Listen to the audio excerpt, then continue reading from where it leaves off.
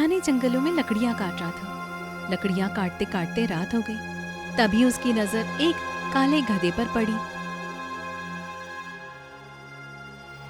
अरे, ये तो रात होने वाली है और ये घने जंगल में एक गधा है।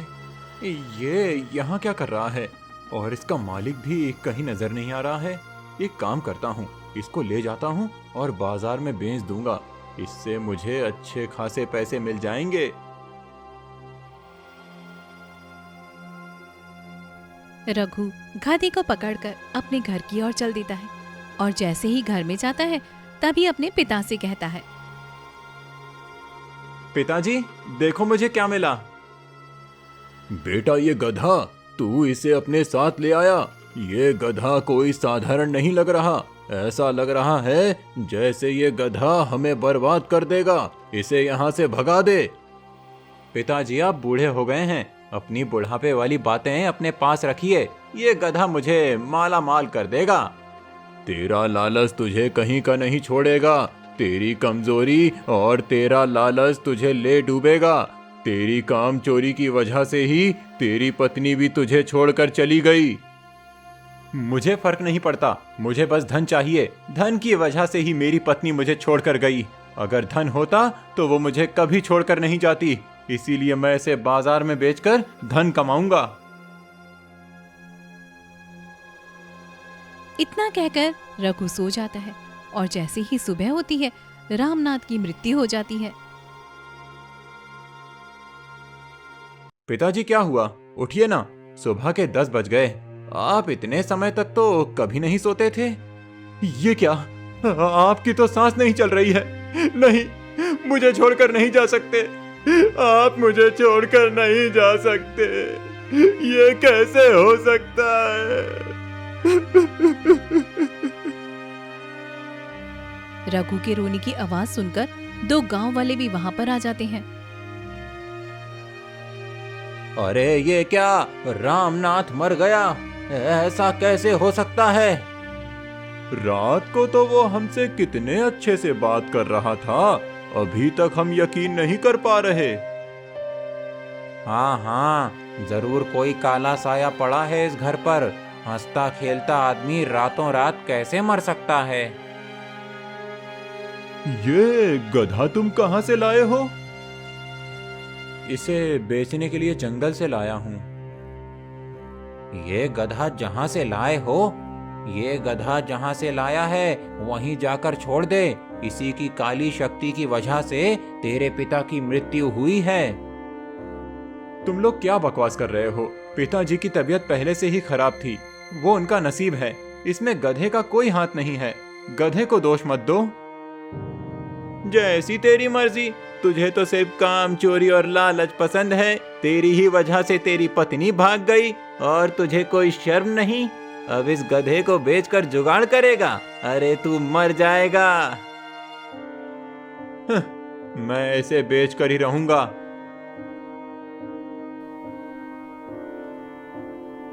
रघु अपने पिता का अंतिम संस्कार कर देता है। घर पर बैठकर वो रात में सोचता है, अब मैं क्या करूं? गधे को बेचने में 2-3 दिन लगेंगे, क्योंकि जानवर का बाजार लगने में अभी समय है। तब तक मुझे पैसे चाहिए। कहीं से चोरी कर लूं। चोरी करके ही धन कमाऊंगा। तब अपने लिए सुंदर घर बनाऊंगा और मेरी पत्नी भी वापस आ जाएगी। उसने कहा था जब मैं अमीर बन जाऊंगा तो वो लौट आएगी। हाँ, यही ठीक रहेगा।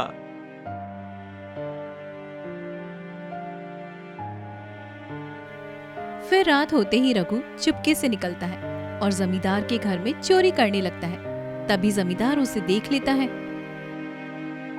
अरे, तुम मेरे घर में चोरी कर रहे हो? रुक जाओ, मैं तुम्हें छोड़ूंगा नहीं। हरिया, लाठी लेकर आ। ऐसे चोरों को आज अच्छे से सजा दूंगा।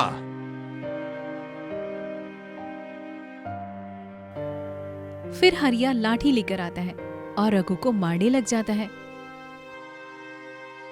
तू बहुत नालायक है। पैसे कमाने के लिए चोरी पर उतर आया।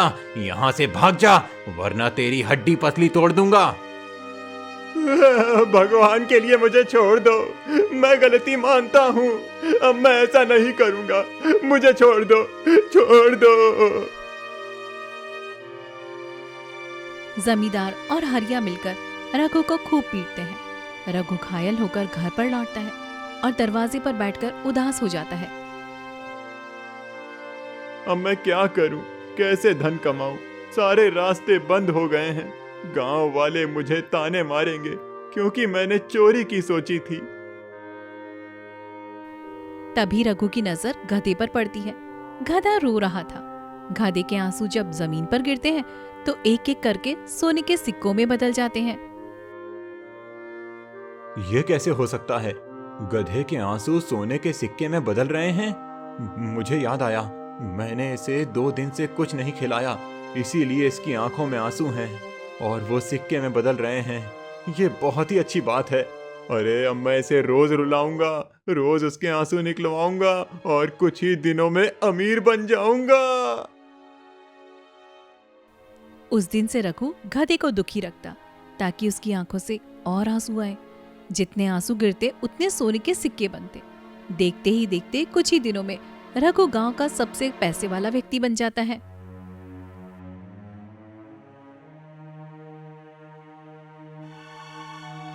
देखो, रघु कितनी जल्दी अमीर बन गया है। ये कैसे हुआ? तुम्हें नहीं पता? उसके पास एक श्रापित गधा है। वही काला साया उसके घर में है। साथ में देखो कैसे कंगाल भी करेगा इसे। अभी वो नहीं समझ रहा, पता चल जाएगा। लालच का फल तो मिलना ही है। ऐसे ही 6 महीने बीत जाते हैं। रघु बेहद धनवान हो जाता है। गधा बहुत ज्यादा दुखी रहने लगता है। उस रात रघु सोता है और सपने में एक अजीब आवाज सुनता है। रघु, आज मैं तेरा इंतजार कर रहा हूँ। मैं तुम्हें अपने साथ ले जाऊंगा, इस दुनिया से बहुत दूर। वही आवाज अचानक सपने में चाकू से हमला कर देती है। रघु भयभीत होकर नींद से उठता है। ये कैसा सपना था? कौन मुझे बुला रहा था और किसने मुझ पर चाकू से हमला किया? ये तो हद हो गई है।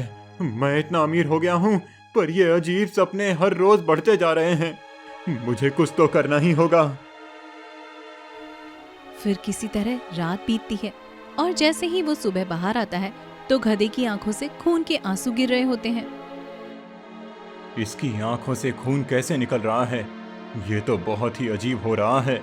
ये तो सच में बहुत ही अजीब हो रहा है। मेरे सपने भी इतने भयानक, और अब इसकी आंखों से आंसू की जगह खून निकल रहा है। अगर आंसू नहीं निकलेंगे तो सिक्के भी नहीं मिलेंगे। मुझे इसे तांत्रिक के पास ले जाना ही होगा। सुना है तांत्रिक सारा कष्ट दूर कर देता है। इतना कहकर रघु गधे को लेकर घने जंगलों की तरफ निकल पड़ता है। कई घंटों के सफर के बाद तांत्रिक की कुटिया में पहुंच जाता है।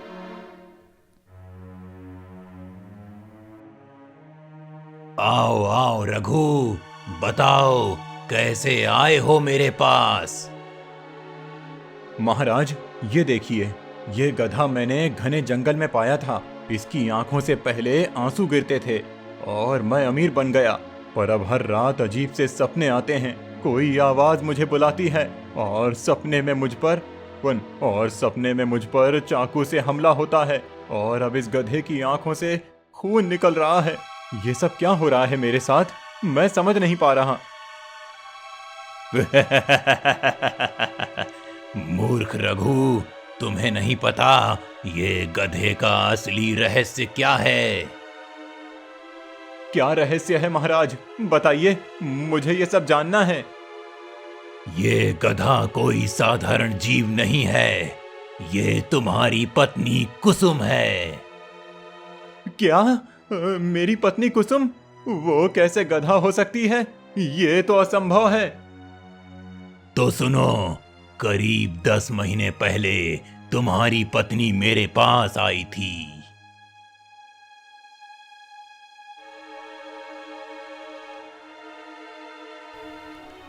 महाराज, मैंने सुना है कि आप बहुत ज्यादा शक्तिशाली हैं और आपके पास धन भी बहुत ज्यादा है।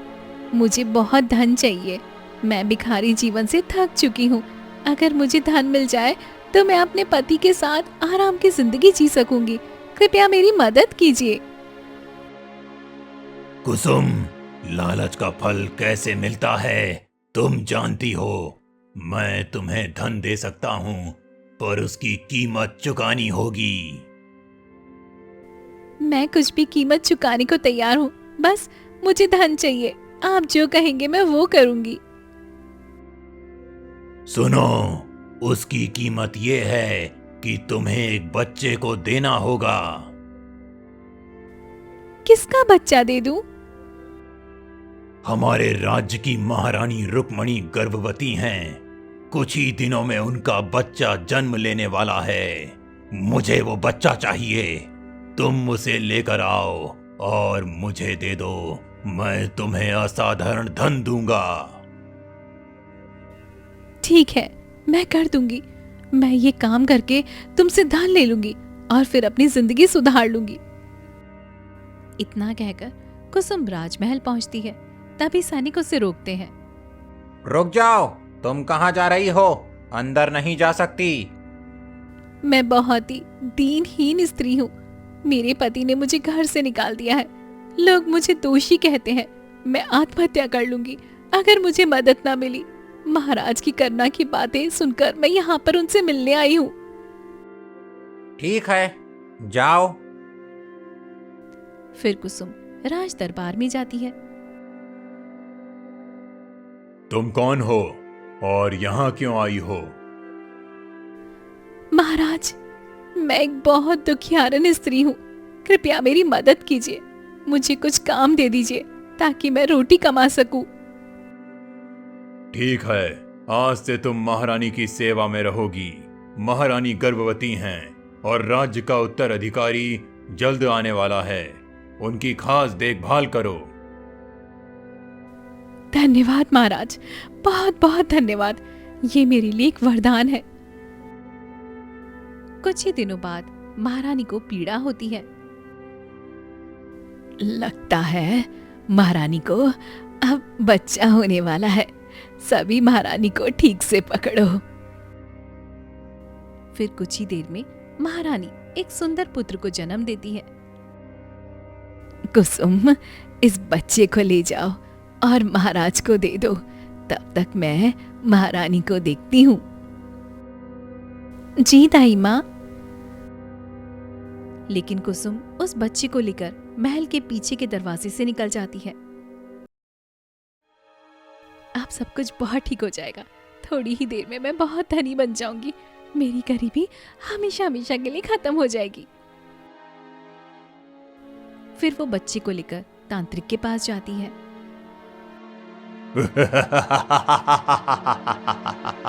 तुमने सच में ये कर दिखाया। मैंने सोचा नहीं था कि तुम इतने सैनिकों के बीच ये बच्चा ले आओगी। बहुत कमाल की बात है। आपने कहा था कि आप मुझे धन देंगे। मैंने अपना वचन पूरा कर दिया है। अब आप मुझे वही धन दे दीजिए। मैं तुम्हें धन ही दूंगा और वो ऐसा धन होगा कि तुम भूल नहीं पाओगी। ये लो बबूत। क्या कह रहे हैं आप? आप राख क्यों दे रहे हैं मुझे? अब से तुम गधे में बदल जाओगी और तुम्हारे आंसू सोने के सिक्कों में बदलेंगे। मैं तुम्हें इंसानी रूप नहीं दे सकता।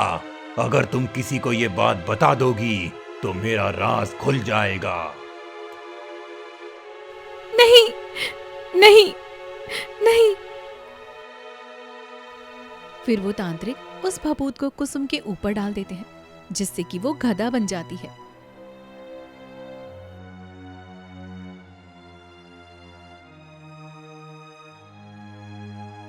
आपने ऐसा क्यों किया? मेरी कुसुम ने आपकी मदद की तो आपने उसे गधा क्यों बनाया?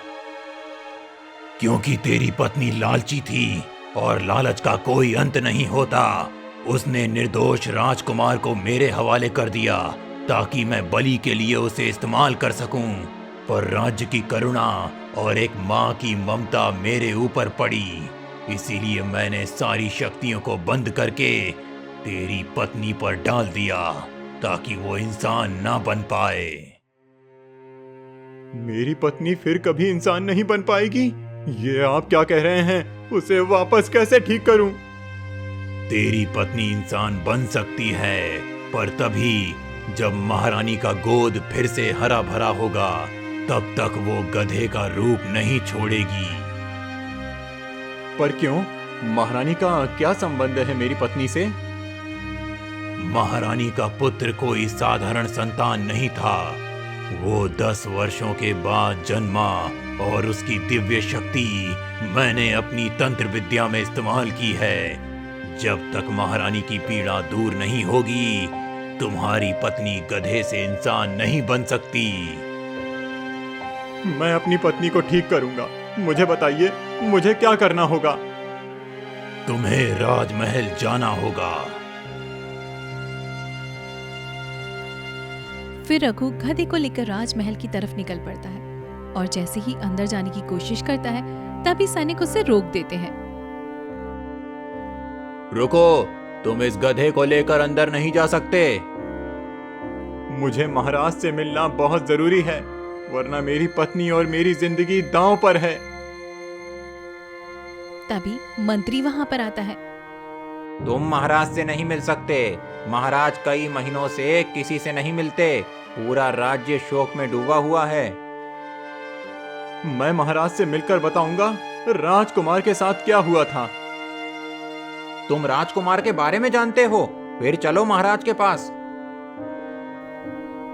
फिर मंत्री रघु और गधे को लेकर महाराज के पास जाता है। महाराज, ये रघु आया है। वो आपसे मिलना चाहता है और राजकुमार के बारे में भी कुछ कहना चाहता है। क्या? राजकुमार के बारे में? जल्दी बताओ, क्या जानते हो तुम मेरे राजकुमार के बारे में? महाराज, मुझे माफ कीजिए, आपका पुत्र इस दुनिया में नहीं है। तुम क्या कह रहे हो? महाराज, वो अबला स्त्री जो आपके पास काम मांगने आई थी, वो मेरी पत्नी थी। उसी ने राजकुमार को लेकर तांत्रिक को दे दिया। तांत्रिक ने राजकुमार की बलि देकर मेरी पत्नी को गधे में बदल दिया। अब जब तक मैं महारानी का गोद नहीं भर दूंगा, मेरी पत्नी इंसान नहीं बन पाएगी। क्या? ये तुम क्या कह रहे हो? सैनिक, इस गधे को ले जाओ और इसे तुरंत मृत्यु दंड दे दो और इसके पति को आजीवन कारावास सौंप दो। महाराज, ऐसा मत कीजिए। मैं स्वयं यहाँ आया हूँ। मैं महारानी की गोद भरने के लिए कुछ भी करूँगा। बताइए मुझे क्या करना होगा, मैं सब कर लूँगा। वो मेरा पुत्र कोई साधारण नहीं था। मैंने 10 वर्ष बाद उसे पाया था। उसकी दिव्यता बहुत ही महत्वपूर्ण थी। ठीक है, एक ज्योतिषी महाराज ने कहा था कि पाताल लोक का मायावी फल खाने से मेरी महारानी फिर से गर्भवती हो सकती है। तुम्हें वो मायावी फल लाना होगा। महाराज, मेरी जान भी चली जाए, फिर भी मैं वो मायावी फल लेकर आऊंगा। पर ये गधा यहीं छोड़ जाओ, क्योंकि वहां अनेक लोग जा चुके हैं और कोई जीवित वापस नहीं आया। यदि तुम बिना फल लिए लौटे तो मैं तुम्हारी पत्नी को मृत्यु दंड दूंगा और तुम्हें भी। तुम अभी उत्तर दिशा की ओर निकल पड़ो। मंजूर है महाराज, मैं उत्तर दिशा की ओर चलूंगा और पाताल लोक की राह ढूंढूंगा। फिर रघु इतना कहकर उत्तर दिशा की ओर निकल पड़ता है। घने जंगलों से होते हुए वो थोड़ी दूर जाता है। तभी उसे एक मटका दिखता है। अरे, इतने घने जंगल में ये मटका कैसा है? रघु मटके के पास जाता है। तभी अचानक मटके के अंदर बहुत सारा खजाना होता है। हीरे, मोती और सोने के चमकते सिक्के वहां पर होते हैं। अरे, ये तो खाली मटका था। अचानक इतनी संपत्ति कैसे भर गई? तभी मटके से आवाज आती है। रघु, तू मटके को ले ले। तेरी पूरी जिंदगी आराम से कटेगी। कभी धन की कमी नहीं होगी। नहीं, मैं ये नहीं ले सकता। मुझे पाताल लोक का मायावी फल चाहिए। मैं वहीं जाऊंगा। वहां जाओगे तो मर जाओगे, इसीलिए ये धन लो और वापस चले जाओ। तुम्हारे लिए यही बेहतर होगा। नहीं, मुझे ये धन नहीं चाहिए, मुझे आगे जाना है। तभी अचानक मटके से एक काली परछाई बाहर निकलती है। तूने धन नहीं लिया, इसी वजह से मैं तुझे जीवित छोड़ रहा हूँ। अगर तूने ये धन ले लिया होता तो मैं तुझे हमेशा के लिए इस मटके में ले जाता। इतना कहते ही मटका और परछाई गायब हो जाते हैं।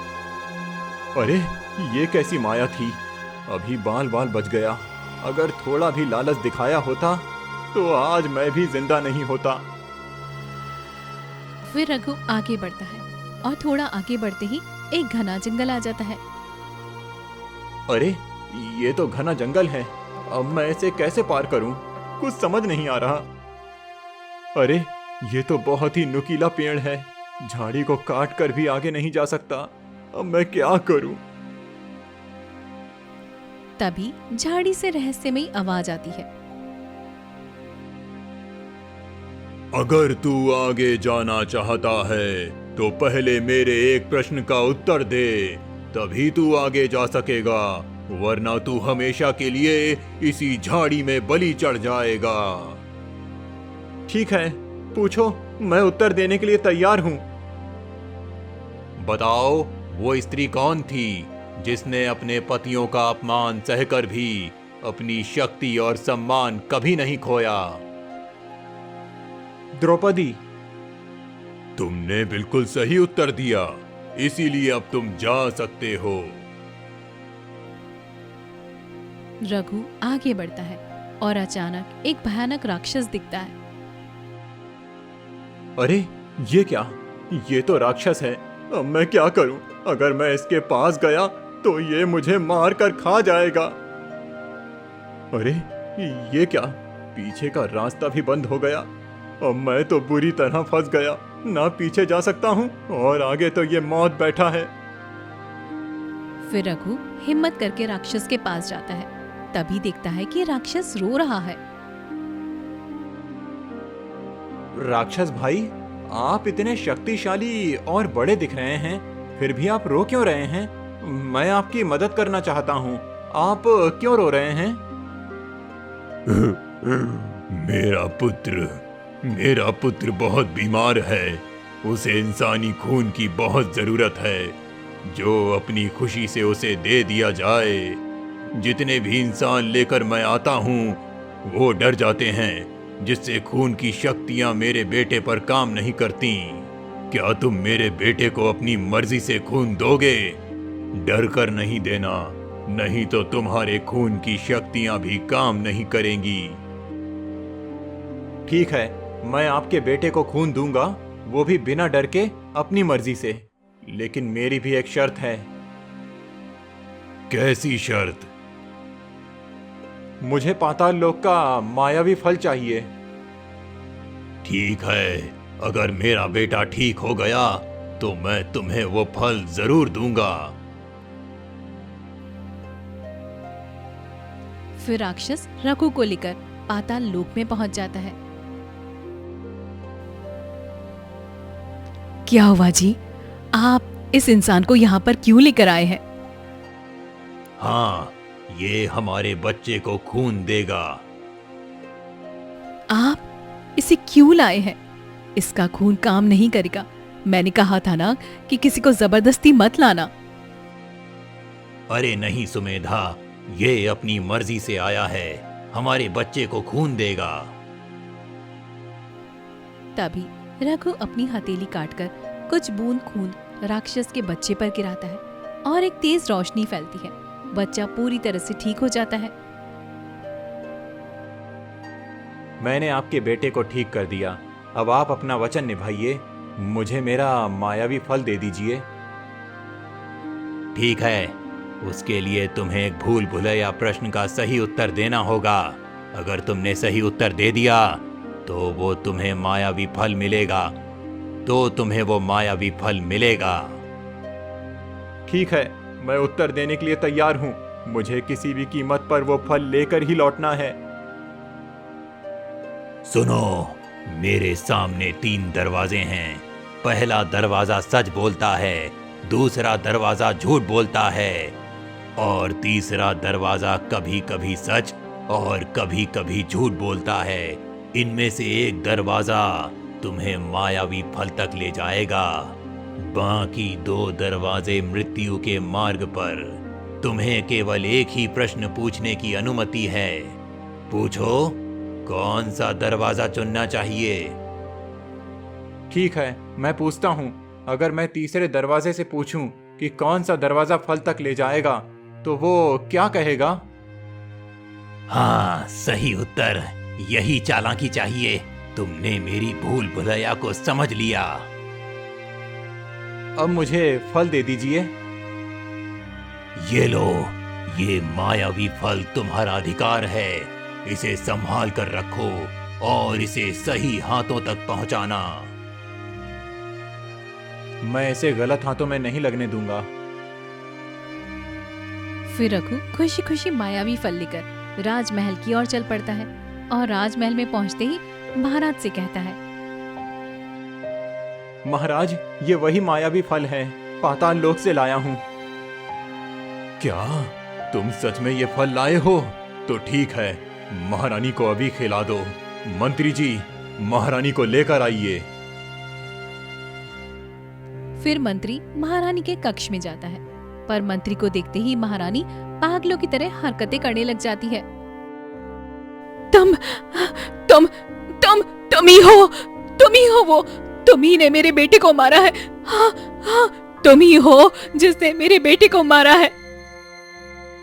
महारानी, आपके बच्चे को किसी ने नहीं मारा। आप फिर से माँ बनने वाली हैं। कृपया मेरे साथ चलिए। तुमने मेरे बच्चे को मारा है। हाँ, तुमने ही मेरे बच्चे को मारा है।